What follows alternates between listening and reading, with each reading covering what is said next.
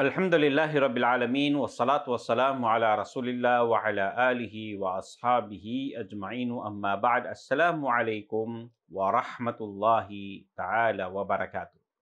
Mga minamahal na kapatid sa pananampalatayang Islam, nandito pa rin po tayo sa pagtalakay ng mga dakilang katangian ni Prophet Muhammad sallallahu alaihi wasallam. Sa kabanatang ito ay tungkol po ito sa paraan ng pagpapabango ng propeta sallallahu alaihi wasallam. Ayon po sa hadith ni bin Anas an Anas bin Malik radhiyallahu ta'ala anhu qala kana li Rasulillah sallallahu alaihi wasallam sukkatun yatatayyabu minha.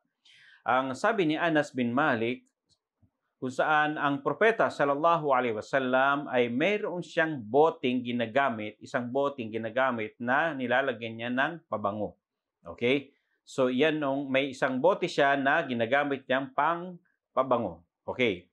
Ayon naman po kay Anas bin Malik uli, sinabi niya na in anna nabiyya sallallahu alaihi wasallam kana la yaruddu tib. Ibig sabihin, ang propeta sallallahu alaihi wasallam ay hindi niya tinatanggihan ang pabango. Pag binibigyan siya ng pabango, ino-offer siya ng pabango, ay hindi niya ito tinatanggihan. Okay? Yun ang isa sa mga sunnah ni Prophet Muhammad sallallahu alaihi wasallam ayon kay Anas bin Malik, na kung saan kana la yaruddu tib. Ang propeta sallallahu alaihi wasallam ay hindi niya tinatanggihan pag nag-offer ka sa kanya ng pabango, binabutan mo siya ng pabango, binigyan mo siya ng pabango, ay hindi niya ito tinatanggihan. So mahilig ang propeta sallallahu alaihi wasallam magpabango.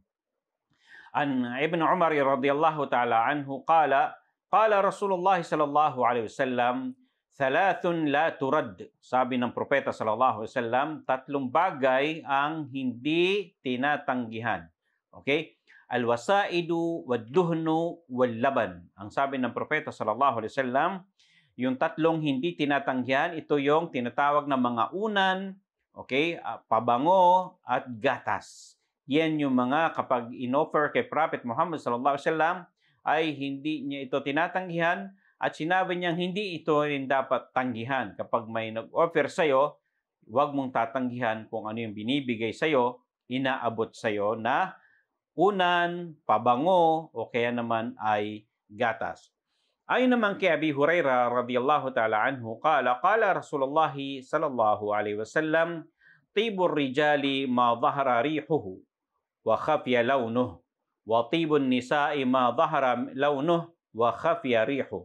Ang sabi ni Abi Hurairah radhiyallahu ta'ala anhu, na sinabi ni Prophet Muhammad sallallahu alaihi wasallam na ang pabango ng isang lalaki ay yung halatang halata ang mabangong amoy nito, ngunit hindi halata ang kulay nito.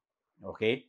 Yan yung pabango. Ibig sabihin, hindi kita, yun daw yung magandang pabango na dinidescribe ng propeta sallallahu alaihi wasallam na para sa mga lalaki. Yung halatang halata ang amoy, ibig sabihin, mabangong mabango. Okay?